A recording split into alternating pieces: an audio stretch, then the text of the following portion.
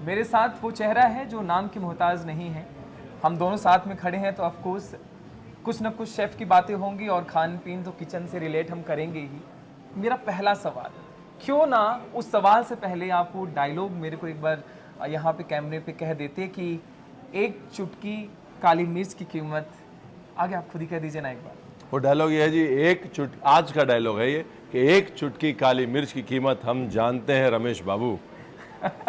और शायद से फिलिप्स और जिसके साथ आज आपने ये नया लॉन्च किया है वो भी जानता है कि एक चुटकी काली मिर्च की कीमत क्या है। मेरा पहला सवाल रणवीर जी आपसे ये है कि फिलिप्स की ये माइक्रो ग्राइंडिंग टेक्नोलॉजी एक बड़ा गेम चेंजर लग रही है। आपके हिसाब से ये होम कुक्स के स्पाइस ग्राइंडिंग हैबिट्स को कैसे बदल सकता है?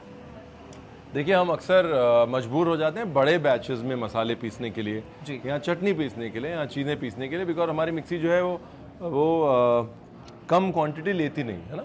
तो उससे क्या होता है, या तो चीज़ वेस्ट होती है बिकॉज ज़्यादा पीसनी पड़ती है, या फिर चीज़ जो है उसका फ्लेवर कम हो जाता है पड़े पड़े। अभी मसाला काफ़ी सारा पीस लिया, इस्तेमाल इतना किया, बाकी फ्रिज में पड़ा है, अगली बार पता नहीं कब यूज़ होगा, तो फ्लेवर लॉस होता है। तो वो जो चीज़ है ना, वो इक्वेशन से हटा दी है माइक्रो ग्राइंडिंग ने। अब आपको कम से कम जितना भी चाहिए आप उतना पीस सकते हैं, जिसकी वजह से वेस्टेज भी नहीं होगा, फ्लेवर भी बेस्ट रहेगा।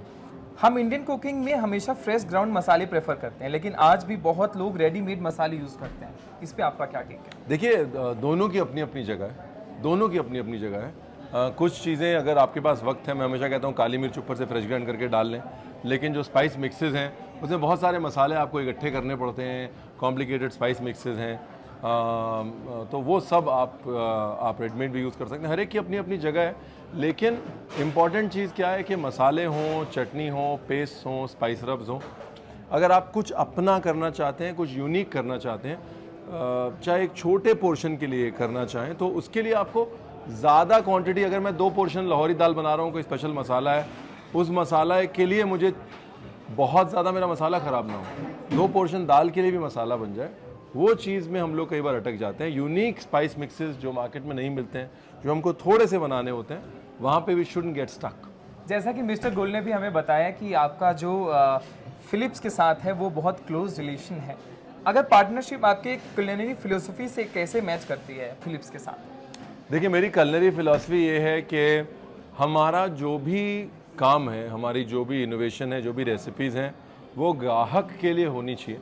चाहे वो कस्टमर रेस्टोरेंट में बैठ के खाना खा रहा हो या घर में खाना बना रहा हो। I think making life easy, और ये समझाना लोगों को कि cooking is no rocket science, ये कॉमन वैल्यू है फिलिप्स में और मुझ में।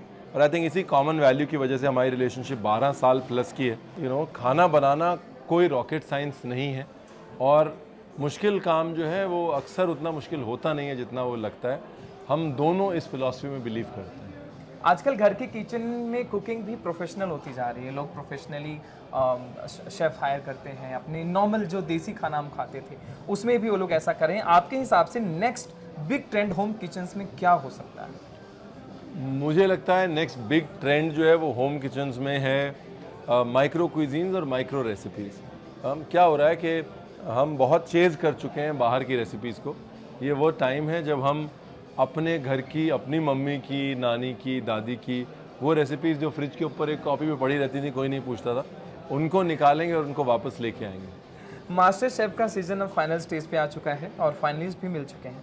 आपका कोई फेवरेट कंटेस्टेंट कौन है जो आपको लगता है नेक्स्ट लेवल शेफ बन सकता है?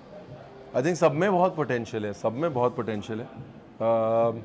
और अगर आप शो देख रहे हैं तो आप रियलाइज़ कर रहे होंगे कि बहुत ज़्यादा मेहनत कर रहे हैं सब। तो किसी एक को फेवरेट चुनना बहुत नाइंसाफ़ी होगी, but all of them have impressed me a lot. चाहे वो गौरव हों, फैसो हों, निक्की हों, तेजस्वी हों या राजीव हों। तो एक और लाफ्टर शेफ के नाम से एक शो चल रहा है एंटरटेनमेंट की दुनिया पे। ट्विटर पे हमेशा कोई ना कोई कंपैरिजन होता रहता है। तो master chef versus laughter chef, आप कभी इन डिबेट्स में ध्यान देते हैं कि कौन सा बेहतर चल रहा है? आई थिंक खाने की बात होनी चाहिए।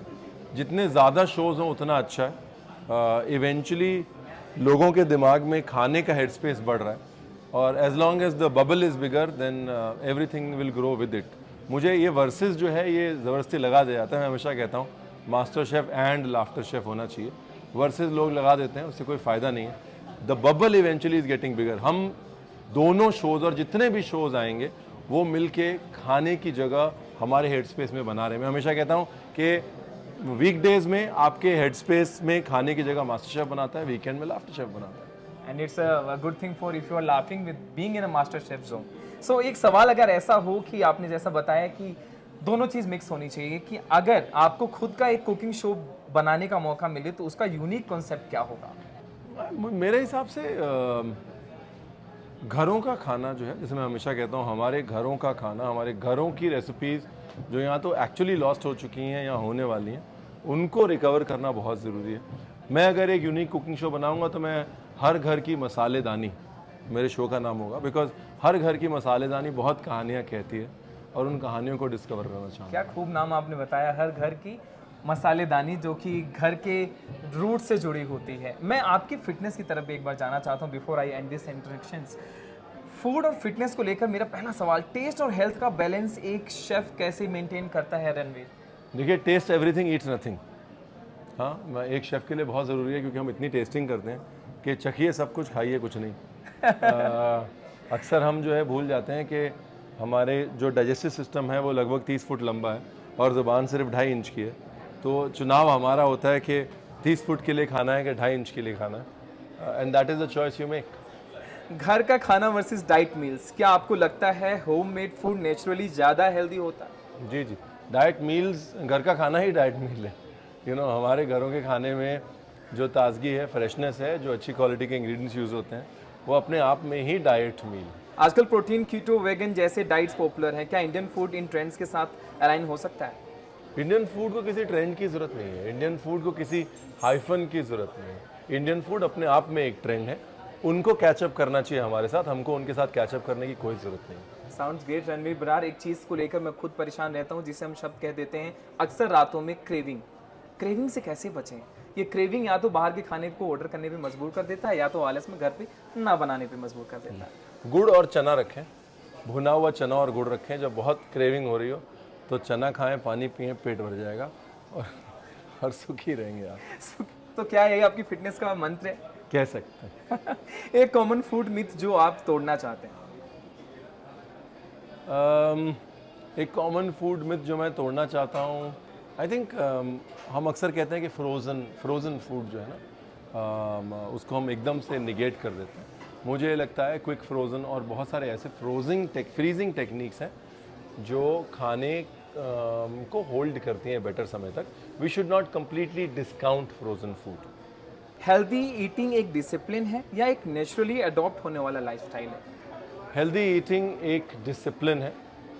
उसके लिए हमको पहले तो ये बिलीव करना चाहिए कि खाने का जो बेसिक काम है वो हेल्थ है, और उसके बाद उसको फॉलो करना चाहिए। आप जितनी मर्ज़ी कोशिश कर लें, जिन दिनों आपकी क्रेविंग हो रही हो उस दिन भी आप हेल्दी कैसा खाते हैं, that is what it is. मैं इट इज़ लाइक, मैं हमेशा कहता हूँ, अगर आपको हेल्थ बनानी है तो रोज़ 25-25 फुट के गड्ढे खोदने से बढ़िया एक बार 100 फुट का गड्ढा खोदिए, पानी 100 फुट पे ही है, राइट।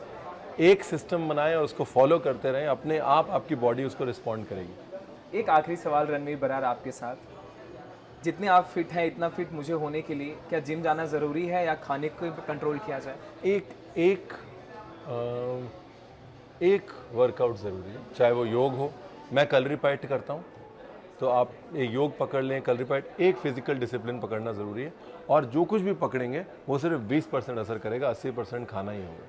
खाने पे ही कंट्रोल करना पड़ेगा मेरे ख्याल से। Nice meeting you with Ranveer and it was nice interaction with Philips also, क्योंकि एक तरीके का ये जो मिक्सचर आ रहा है ना आपके घर में, आपके काम को और आसान बना के टेस्टी फूड आपके घर में सर्व करने वाला है। Nice, thank you so much, thank you so much.